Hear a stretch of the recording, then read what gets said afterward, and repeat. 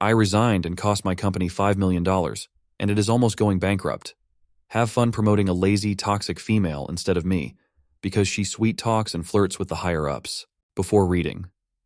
I basically don't know how to use this platform. I'm sorry in advance. Back to the story. I've been with my company as a graphic designer in the marketing department for about 3 to 4 years. When I started, it was just 3 of us in the team, including a team lead I admired deeply. Although we were a small group, I loved the creative challenges and working closely with my team. As the team grew, I quickly stood out as one of the most dedicated and efficient designers. I trained every new hire, led projects, delivered presentations, and organized workshops for our team. Over time, I took on the kind of responsibilities you'd expect of a senior designer and poured everything into each project. Then things started to change. My team lead left, meaning even more responsibility landed on my plate, as we went over a year without a replacement. It felt like a golden opportunity to show that I was ready for the senior designer role. During my annual review, I was told I was on track, and if I kept up the hard work, I'd be promoted after another year. But then I saw something that stopped me cold. A newer coworker, a lazy, toxic type, had been promoted to senior designer. She joined the team well after me, did the absolute bare minimum, and constantly dumped her unfinished projects on me because I was fast. I was floored. She had no grasp of design strategy, teamwork, or even basic collaboration. She sweet-talked the higher-ups, took credit for things she didn't do, and always passed her work on to the rest of us. It felt like a slap in the face. What really got to me was seeing her act as if she was in charge, setting team guidelines she barely followed herself. Stakeholders couldn't stand her and repeatedly asked me to handle their projects instead. Finally, after months of frustration, we got a new team lead, and I seized the chance to fight for the promotion I'd been promised. I presented all my successes, glowing feedback from coworkers, and a portfolio of senior-level work. The team lead was impressed, and it felt like my dedication was finally acknowledged. Not long after, this same coworker bungled a major project, which not only disrupted my workflow, but also reflected poorly on me because she'd involved me to cover her tracks. I fixed her mistakes, but instead of gratitude, she stormed into the office accusing me of embarrassing her. I explained that I was simply following project guidelines, which she had ignored. Our team lead stepped in and agreed I was right, but he still coddled her to avoid conflict. When my next annual review arrived, I clung to a shred of hope. But once again, I was dismissed with a mediocre 3-star rating out of 5 and told to be more present, even compared to my lazy coworker, with advice to emulate her social presence. I was stunned. I'd been the one holding the team together, training new hires, checking everyone's work, and fixing her mistakes. This was my reward? I refused to sign the review papers, letting my team lead know I was done proving myself. I told him if he thought she was senior material, she could do the work herself. No more senior tasks from me, no more training, and no more rescuing her projects. He panicked, offering me the promotion in 6 months, but I was done. 2 weeks later, I accepted a higher-paying job and handed in my notice. My manager was shocked, pleading with me to stay, but nothing he said could make up for the years of disrespect.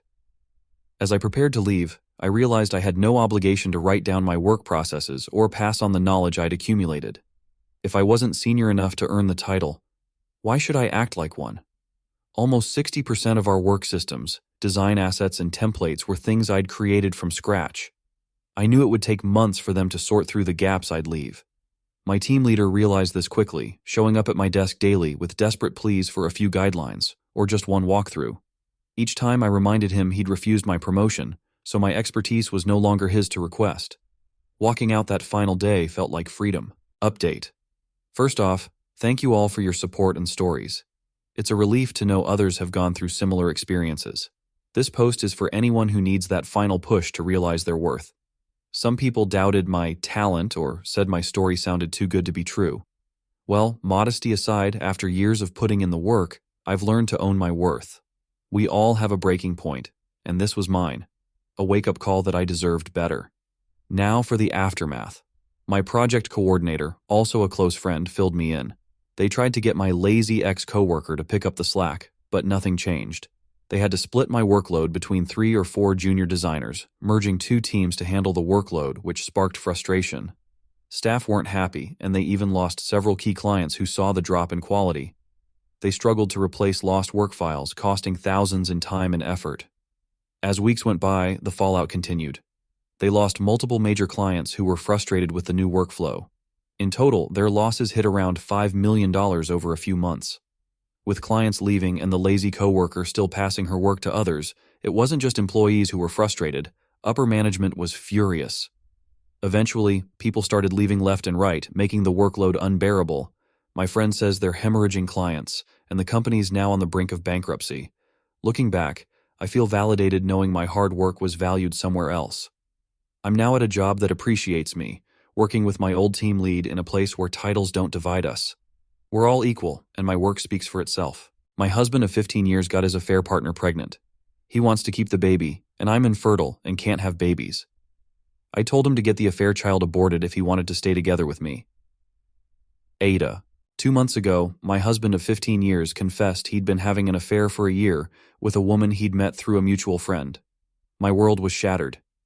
He was full of remorse, ashamed, and begged for forgiveness. After a painful week of reflection, I agreed to reconcile, though it was far from easy. He went no contact with the affair partner immediately, blocking her everywhere. Despite his commitment, I struggled with the betrayal, making every step in reconciliation feel like an uphill battle. Last week, however, his affair partner reached out again. She created a new email account after being blocked to inform him that she was pregnant with his child. My husband showed me the email, expressing his intention to find out if she was telling the truth or just trying to lure him back. He unblocked her to contact her, and she quickly sent him proof, screenshots of her blood work, and a sonogram. My heart broke all over again. The news was particularly devastating because my husband and I had wanted children ourselves, but after exhausting all options, from medications to IVF, we ultimately had to face the fact that it wouldn't happen for us. And now, hearing that he had fathered a child through this betrayal felt like a cruel twist of fate. She told him she'd only keep the baby if he planned to be involved. When he admitted he didn't want her to terminate because it might be his only shot at being a father, I felt yet another layer of betrayal and kicked him out of the house. I made it clear that while I was still willing to try reconciliation, I could never accept co-parenting his child with her. That would mean having her in my life forever, which would feel like an ongoing punishment. But he believes it's unfair for me to force him into choosing between me and his child. So, AITA, edit. I've been reading through comments and want to clarify a few things. Although his betrayal cut deeply, I genuinely believed that with effort and dedication, we could save our marriage because he had shown genuine remorse. However, some comments hit home. If he'd truly chosen me and our marriage, he wouldn't even be considering keeping this child. It hurts to realize he's entertaining the idea of fatherhood with his affair partner, putting his desire to be a parent above our marriage vows.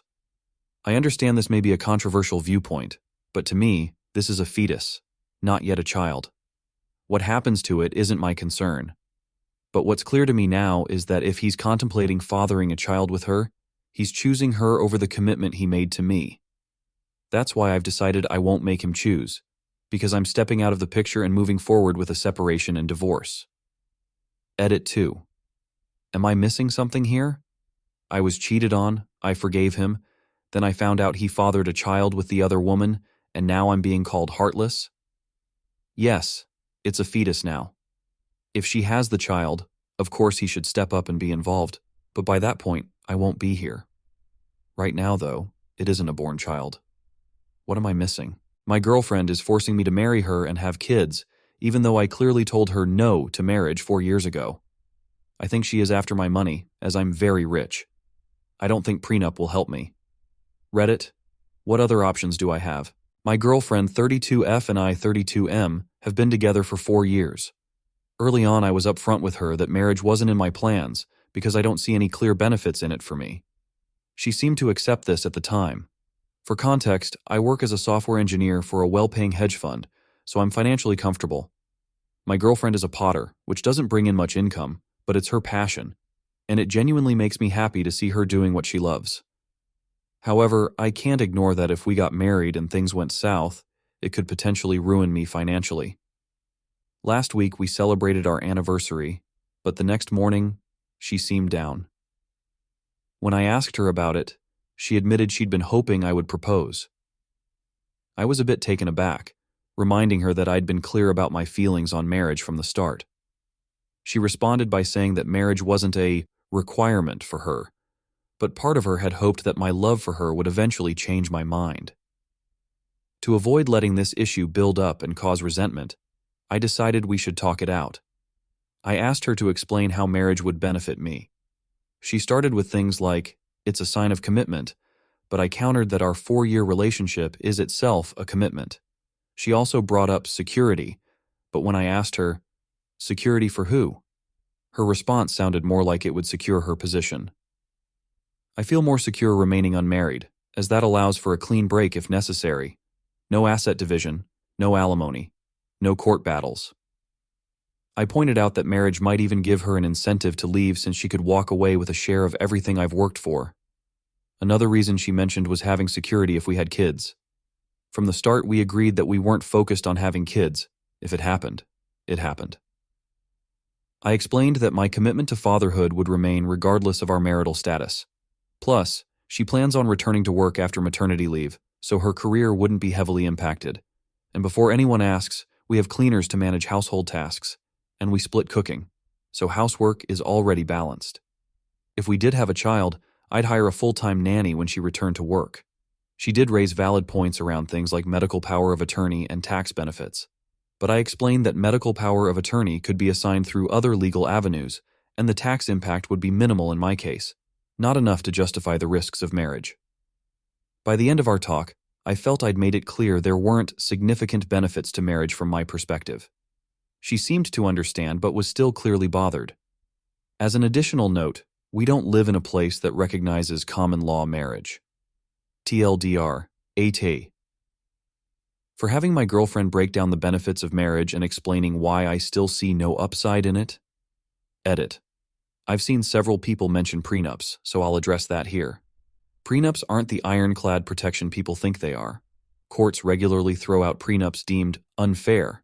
The reality is, the most foolproof prenup is simply not getting married in the first place.